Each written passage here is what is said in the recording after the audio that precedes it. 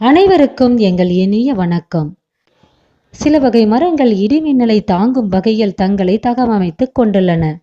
மின்னல் தாக்குதலின் பொழுது மின்சாரத்தை பெற்றுக்கொண்டு சிறப்பு திசுக்கள் மூலம் அதை பூமிக்கு கடத்தி விடுகின்றன. இப்படி இடிமின்னலை கொலையாளிகளாக பார்க்காமல் நட்பு சக்திகளாக பயன்படுத்தும் இந்த மரங்கள் நம்மை ஆச்சரியத்தில் ஆழ்த்துகின்றன. இது போன்ற மரங்கள் சிலவற்றை வாங்க இந்த வீடியோல தெரிஞ்சுக்கலாம். அல்மென்ட்ரோ மரம். இடிமின்னல் தாக்குதலின் போது பெரும்பாலான மரங்கள் எரிந்து சாம்பலாகின்றன.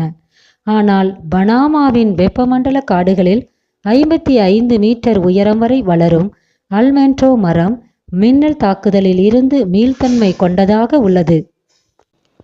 இந்த மரங்கள் இடி கொண்டு வரும் உயர் மின்னழுத்த அதிர்ச்சிகளை தாங்கும் வகையில் தங்களை தகவமைத்துக் கொண்டுள்ளன.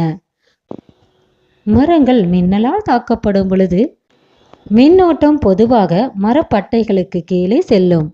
அங்கு சாறு மற்றும் நீரடுக்கு இருக்கும். இடி தாக்குதல்கள் மரப்பட்டைகளில் பிளவுகளை ஏற்படுத்துவதால் மரங்கள் வேகமாக திசுக்களை பட்டைகளை புதுப்பித்துக் கொள்ள தூண்டப்படுகிறது. இடியால் செறிவடைந்த கனிமச்சத்து மிக்க நிலத்தடி நீரை உறிஞ்சும் திறனையும் இம்மரங்கள் பெற்றுள்ளன. அல்மென்ட்ரோ மரங்கள் மின்னல் தாக்குதலுக்கு பிறகு நன்கு செழித்து வளர்கின்றன. இந்த மரங்கள் மத்திய அமெரிக்காவிலும் கோஸ்டாரிகா காடுகளிலும் வளரும் மரமாகும். இளம் சிவப்பு மலர்களும் சதைப்பற்றுள்ள பாதாம் வடிவ பழங்களும் கொண்டு விளங்கும்.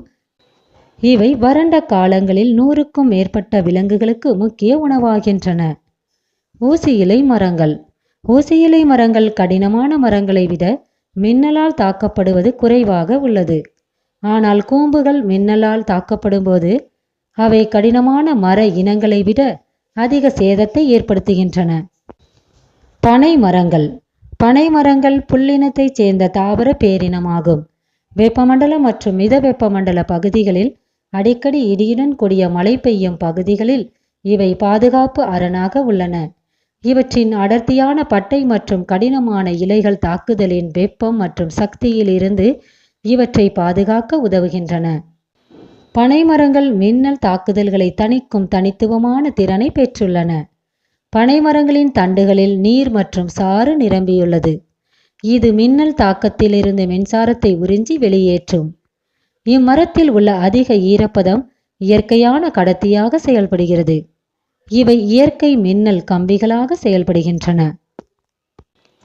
இது போன்ற சுவாரஸ்யமான தகவல்களுடன் மீண்டும் அடுத்த வீடியோல பார்க்கலாம். வாழ்க வளமுடன் நலமுடன் அனைவரும். நன்றி.